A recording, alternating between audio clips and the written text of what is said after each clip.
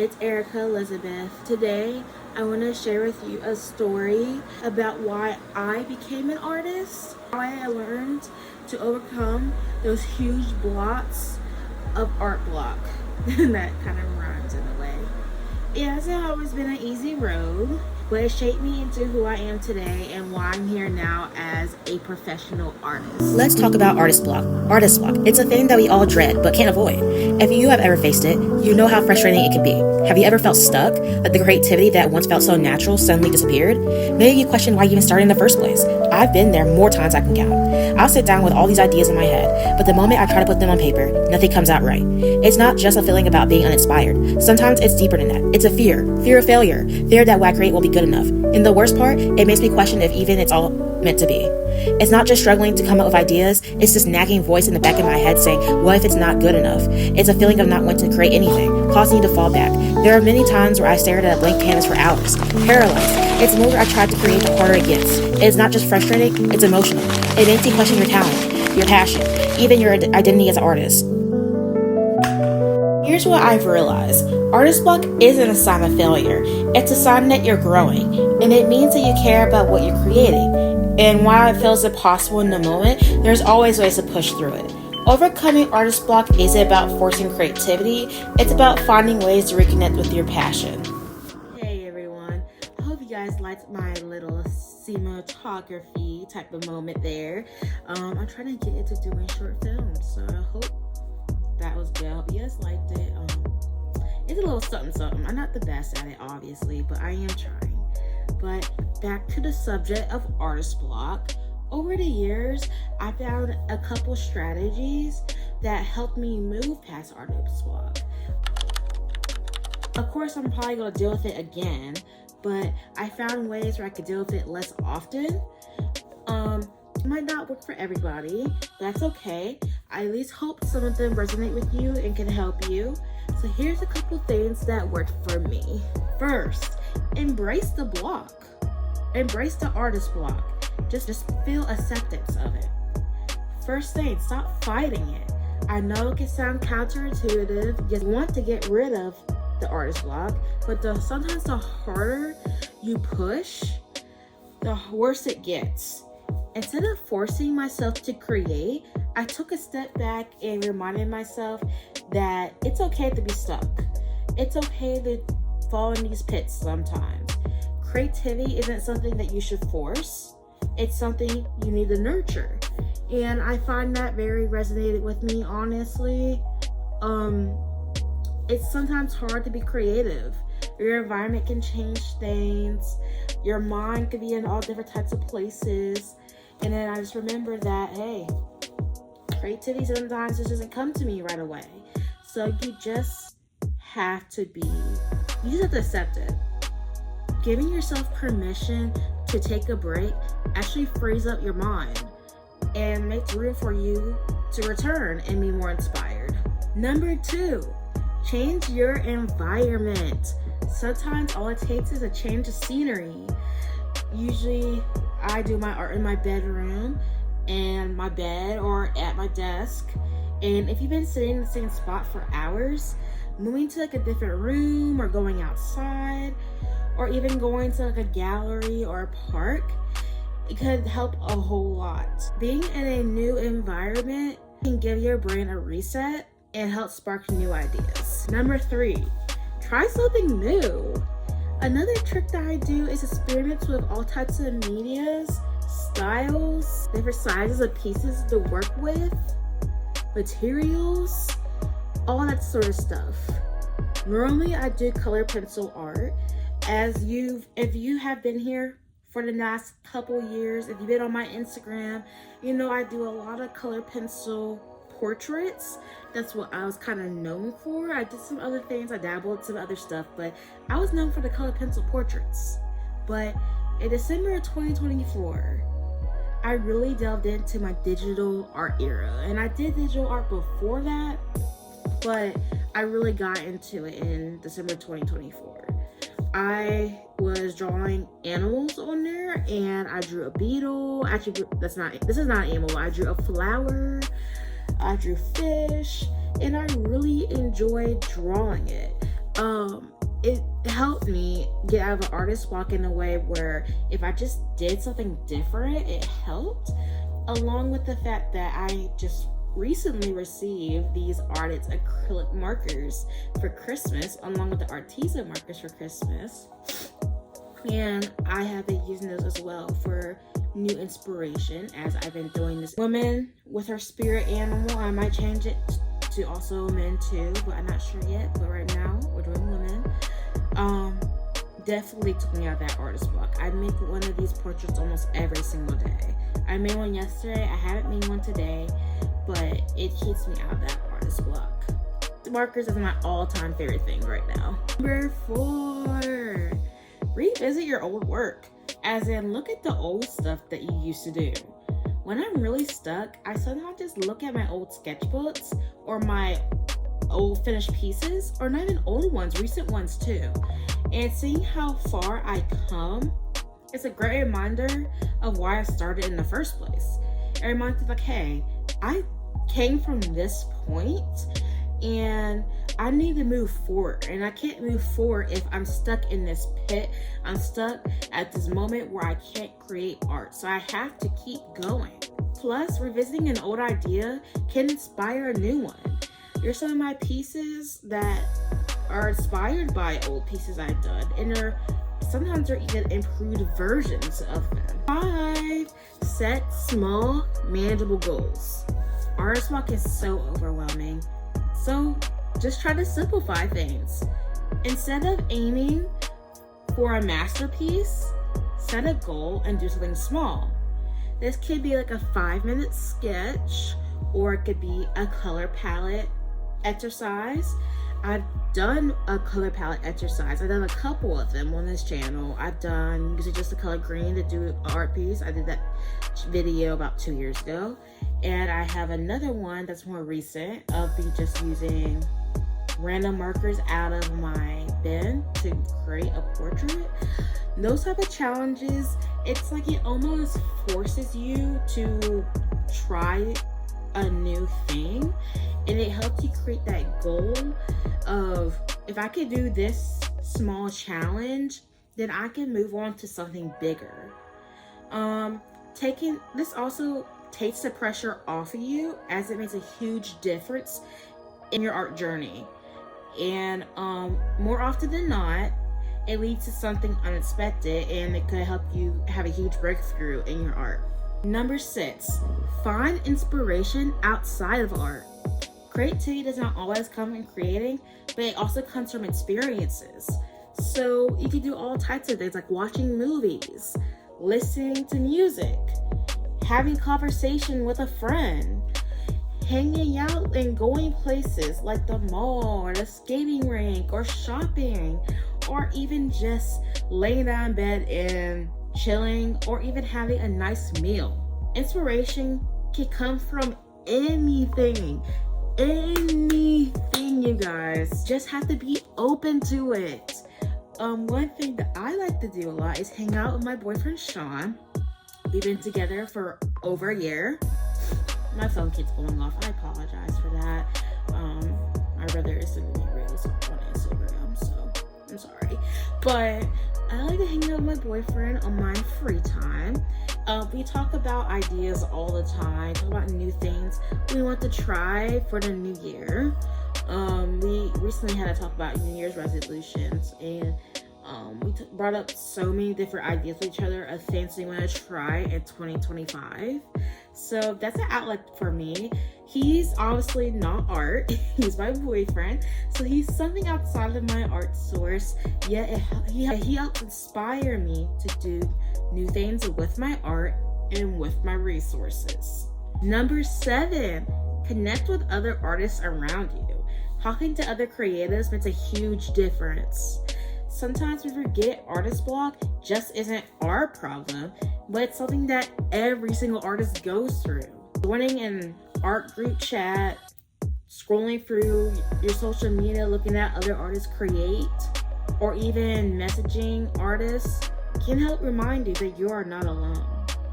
I've been posting quite a few reels on Instagram and on mostly TikToks too, and I have people comment on my videos, and a lot of them are other artists.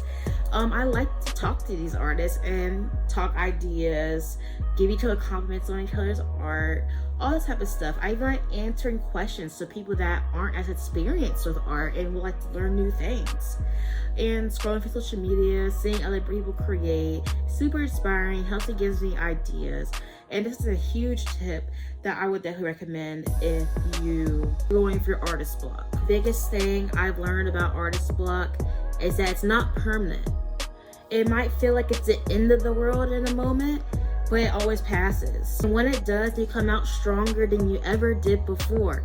More inspired, more creative, and more connected to your art than ever before. Art has been giving me so much joy, purpose, and a way to connect with the world. It has also challenged me to grow in ways I have never expected.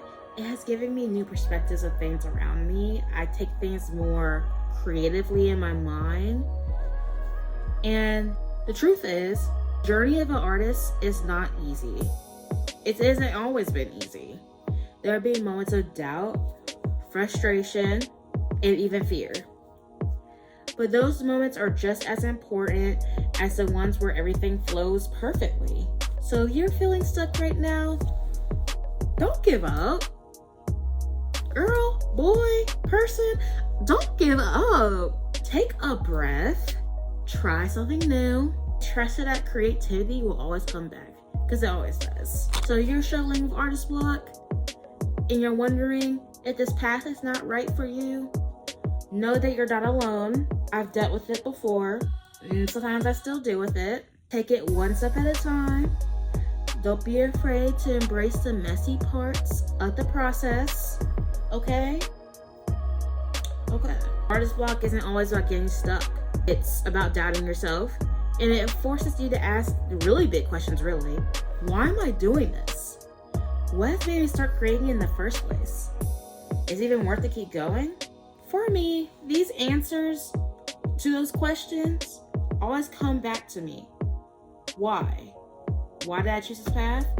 Why did I fall in art in the first place? In those tough moments, I remind myself of my story of how I became an artist and how art has shaped me, saved me, and has become a huge part of my life. And I'm about to talk to you guys now about the story of how I became an artist. So let's do it. So let me take you back to the beginning. Because before I was the artist I am today, I was just a kid that liked to paint. I mean, a little kid, like a 4-year-old. That's when I truly started painting, was 4. And honestly, there was times where I wasn't sure if I was going to get to this point as a 20-year-old artist now. And honestly, I don't think a lot of people deal with that as if they don't know how long to continue this. But I plan to continue this for the rest of my life, okay?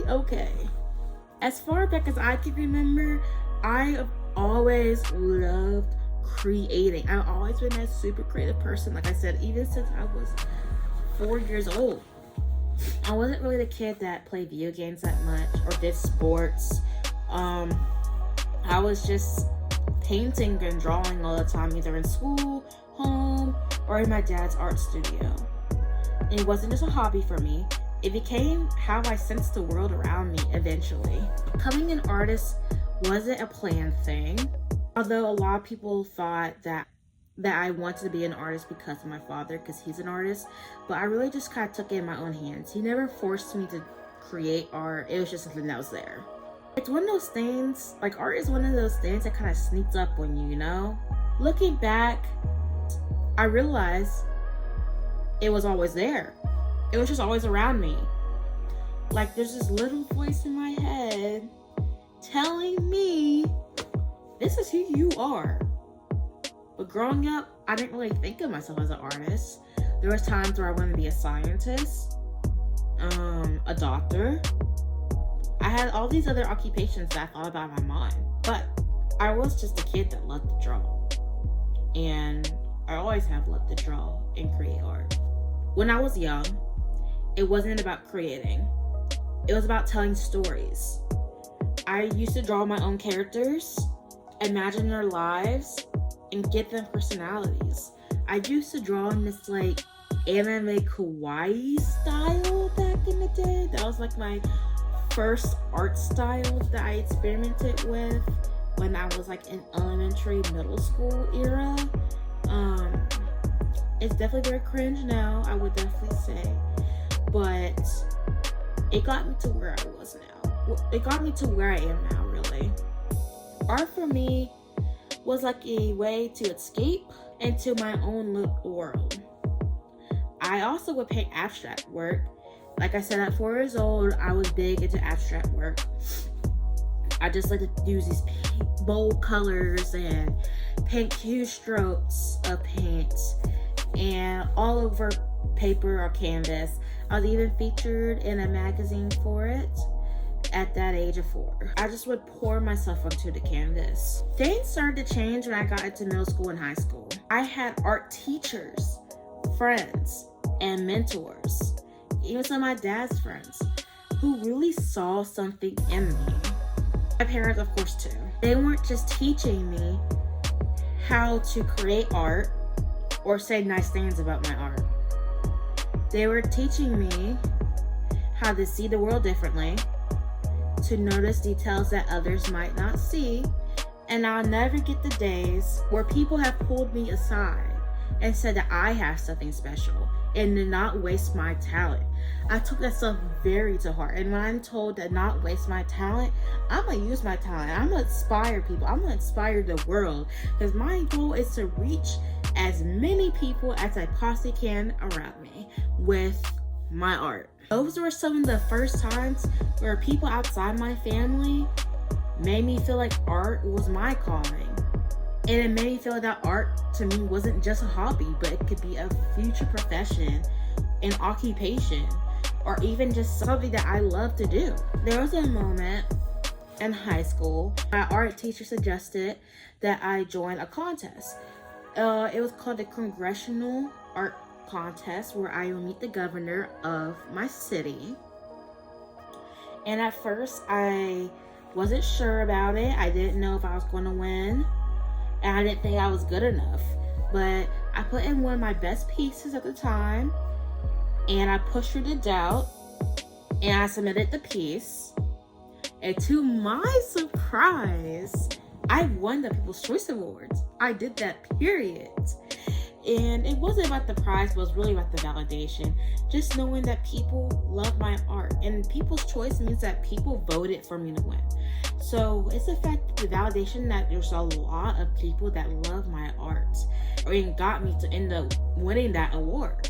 One of the first times I really felt like my art meant something to other people. After that, I started taking art very seriously. I spent hours experimenting with different techniques, materials, styles, sizes, for just the joy of it. I kept entering competitions, and I eventually started having my own exhibitions, and I have done markets.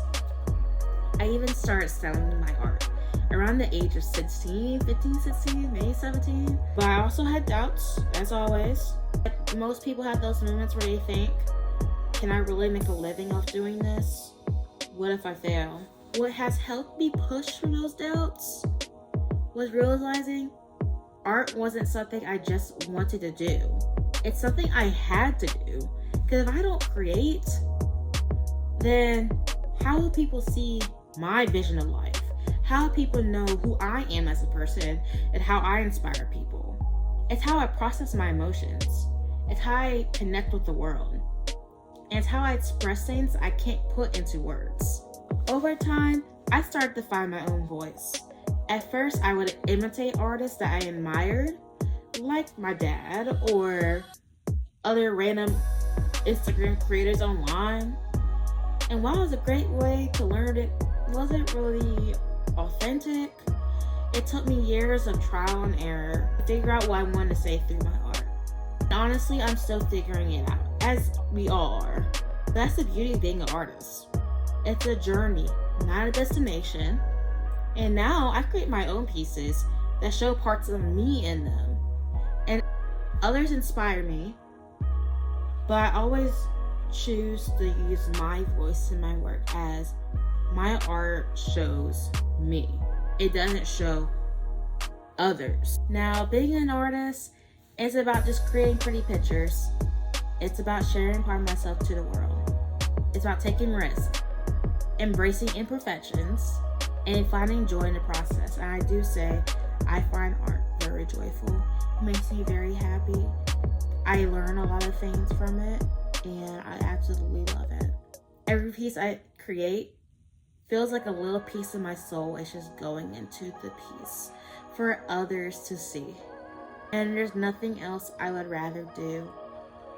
I mean, of course, if you don't know already, art isn't going to be my main occupation. My main occupation is industrial design. But I will still never let art go.